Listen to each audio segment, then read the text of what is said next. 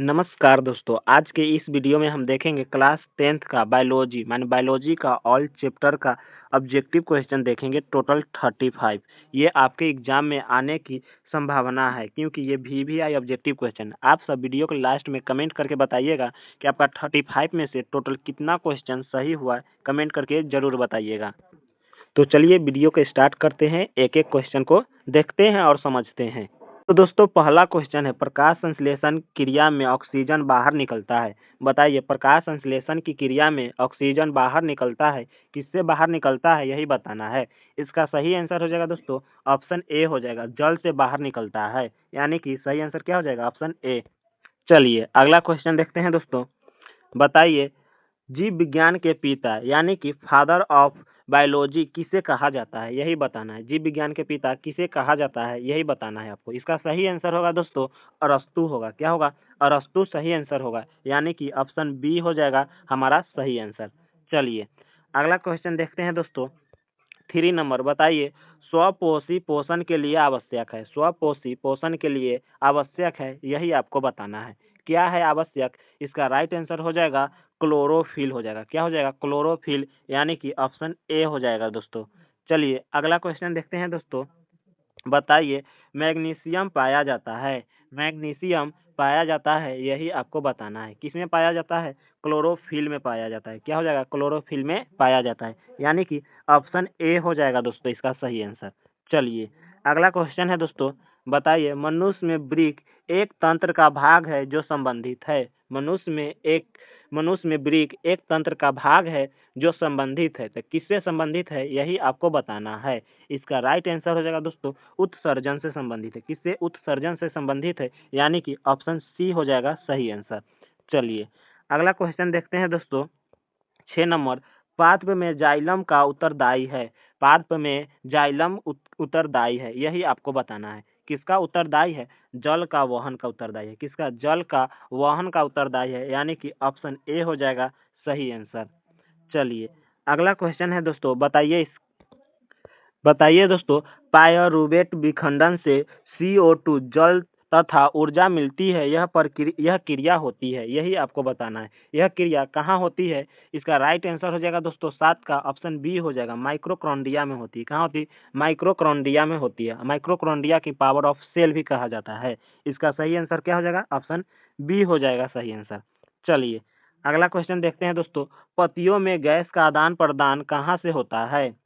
पतियों में गैस का आदान प्रदान कहाँ से होता है यही आपको बताना है। इसका सही आंसर हो जाएगा दोस्तों रंध्र से होता है। किससे होता है? रंध्र से होता है। चलिए अगला क्वेश्चन देखते हैं दोस्तों। बताइए रक्त का थक्का बनाने में सहायक होता है। रक्त का थक्का बनाने में सहायक होता है यही आपको बताना है। इसका सही आंसर हो जाएगा दोस्तों प्लेटलेस होता है। क्या होता है? प्लेटलेस, यानी कि ऑप्शन सी हो जाएगा इसका सही आंसर। चलिए अगला क्वेश्चन देखते हैं दोस्तों। बताइए कुटपाद कुटपाद किसमें पाया जाता है? कुटपाद किसमें पाया जाता है यही आपको बताना है। किसमें पाया जाता है दोस्तों? इसका राइट आंसर हो जाएगा अमीबा। किसमें पाया जाता है? अमीबा में पाया जाता है, यानी कि ऑप्शन सी होता है। और अमीबा अमरणशील प्राणी होता है। चलिए अगला क्वेश्चन देखते हैं दोस्तों। बताइए मनुष्य हृदय में कितने कोष्ठ होते हैं? मनुष्य हृदय में कितने कोष्ठ होते हैं यही आपको बताना है। इसका सही आंसर हो जाएगा दोस्तों ऑप्शन डी हो जाएगा, 4 कोष्ठ होते हैं। कितने होते हैं? 4 कोष्ठ होते हैं, यानी कि ऑप्शन डी हो जाएगा सही आंसर। चलिए अगला क्वेश्चन बताइए दोस्तों। रक्त क्या है? रक्त क्या है यही आपको बताना है। बताइए रक्त क्या है? रक्त क्या है? उत्तक है। क्या है? उत्तक है, यानी कि ऑप्शन बी हो जाएगा इसका सही आंसर। चलिए दोस्तों अगला क्वेश्चन बताइए दोस्तों। ये रोग से संबंधित है। बताइए आयोडीन की कमी से कौन सा रोग होता है? आयोडीन की कमी से कौन सा रोग होता है यही बताना है। तो इसका राइट आंसर हो जाएगा घेंघा रोग होता है। क्या होता है? घेंघा रोग होता है, यानी कि ऑप्शन ए हो जाएगा सही आंसर। चलिए अगला क्वेश्चन देखते हैं दोस्तों। बताइए किसे बताइए किसे रासायनिक दूत कहा जाता है? किसे रासायनिक दूत कहा जाता है यही आपको बताना है। किसे कहा जाता है? हार्मोन को कहा जाता है। किसे कहा जाता है? हार्मोन को रासायनिक दूत कहा जाता है। चलिए अगला क्वेश्चन है दोस्तों। बताइए दोस्तों तंत्रिका तंत्र की रचनात्मक एवं क्रियात्मक इकाई है यही आपको बताना है। कौन है? न्यूरॉन है। इसका सही आंसर क्या हो जाएगा? न्यूरॉन हो जाएगा, यानी कि ऑप्शन बी हो जाएगा सही आंसर। चलिए अगला क्वेश्चन बताइए दोस्तों, दो तंत्रिका कोशिका के मध्य खाली स्थान को कहते हैं। दो तंत्रिका कोशिका के मध्य के खाली स्थान को कहते हैं, क्या कहते हैं? सिनेप्स कहते हैं। क्या कहते हैं? सिनेप्स कहते हैं, यानी कि ऑप्शन बी हो जाएगा सही आंसर। चलिए अगला क्वेश्चन है दोस्तों, बताइए इंसुलिन की कमी से होता है। इंसुलिन की कमी से होता है, क्या इंसुलिन की कमी से होता है? आपको यही बताना है। इसका जो इंसुलिन की कमी से होता है वो बीमारी होता है मधुमेह होता है। क्या होता है? मधुमेह होता है। इसका सही आंसर हो जाएगा सी, सही आंसर हो जाएगा। चलिए अगला क्वेश्चन है दोस्तों, बताइए मस्तिष्क का कौन सा भाग शरीर की स्थिति का संतुलन बनाए रखता है? मस्तिष्क का कौन सा भाग शरीर की स्थिति एवं संतुलन बनाए रखते हैं, यही आपको बताना है।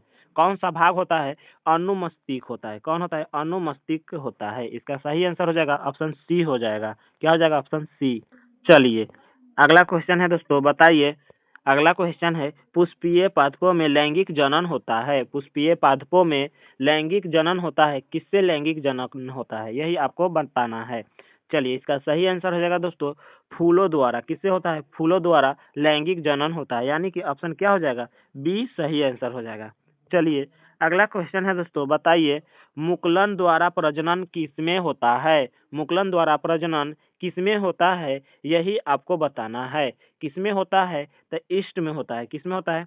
ईस्ट इसका सही आंसर हो जाएगा, यानी कि ऑप्शन बी हो जाएगा हमारा सही आंसर। चलिए अगला क्वेश्चन है दोस्तों, इसको बताने से पहले आप सब कमेंट करिए कि 20 में से आपका कितना सही हुआ।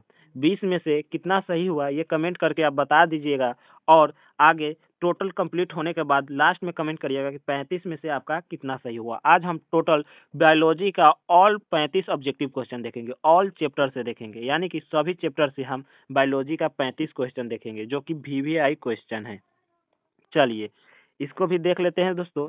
प्राक कोश में होता है, प्राक कोश में होते हैं, क्या होते हैं प्राक कोश में, यही आपको बताना है। क्या होते हैं? परागन होता है। क्या होता है? परागन होता है। प्राक कोश में क्या होता है? परागन होता है। इसका सही आंसर हो जाएगा ऑप्शन डी, सही आंसर हो जाएगा। चलिए अगला क्वेश्चन है दोस्तों, बताइए फूलों का कौन सा भाग फल में बदलता है? फूलों का कौन सा भाग फल में बदलता है, यही आपको बताना है। कौन सा भाग बदलता है? तो इसका राइट आंसर हो जाएगा अंडाशय। कौन बदलता है? अंडाशय बदलता है, यानी कि ऑप्शन सी सही आंसर हो जाएगा। चलिए अगला क्वेश्चन है दोस्तों, बताइए मानव मादा के जनन तंत्र का भाग नहीं है। मानव मादा के जनन तंत्र का भाग नहीं है, यही आपको बताना है। कौन नहीं है? शुक्रवाहिका नहीं है। कौन नहीं है? शुक्रवाहिका, यानी कि ऑप्शन सी हो जाएगा सही आंसर। चलिए अगला क्वेश्चन है दोस्तों, बताइए शुक्राणु का निर्माण होता है। शुक्राणु का निर्माण होता है, यही आपको बताना है। कहाँ निर्माण होता है? वृषण में होता है। कहाँ होता है? वृषण में शुक्राणु का निर्माण होता है, यानी कि ऑप्शन ए सही आंसर हो जाएगा दोस्तों। चलिए बताइए अगला क्वेश्चन, हाइड्रा में प्रजनन की विधि है। हाइड्रा में प्रजनन की विधि है, यही आपको बताना है। जल्दी से बताइए। इसका सही आंसर हो जाएगा दोस्तों सी हो जाएगा मुकुलन। क्या हो जाएगा? मुकुलन हो जाएगा। ऑप्शन सी सही आंसर है। चलिए अगला क्वेश्चन है दोस्तों, बताइए the origin of space, the origin of space पुस्तक किसने लिखी? बताइए द ओरिजिन ऑफ स्पेस पुस्तक किसने लिखी, यही आपको बताना है। किसने लिखी? डार्विन ने लिखी थी। किसने लिखी थी? डार्विन, यानी कि ऑप्शन ए हो जाएगा सही आंसर। चलिए बताइए आनुवांशिकी का पिता कहा जाता है। आनुवांशिकी का पिता किसे कहा जाता है, यही आपको बताना है। किसे कहा जाता है? तो मेंडल को कहा जाता है। किसे? मेंडल को कहा जाता है, यानी कि ऑप्शन ए हो जाएगा सही आंसर। चलिए अगला क्वेश्चन है दोस्तों, बताइए मेंडल ने अपने प्रयोग के लिए किस पौधे का चयन किया? मेंडल ने अपने प्रयोग के लिए किस पौधे का चयन किया, यही आपको बताना है।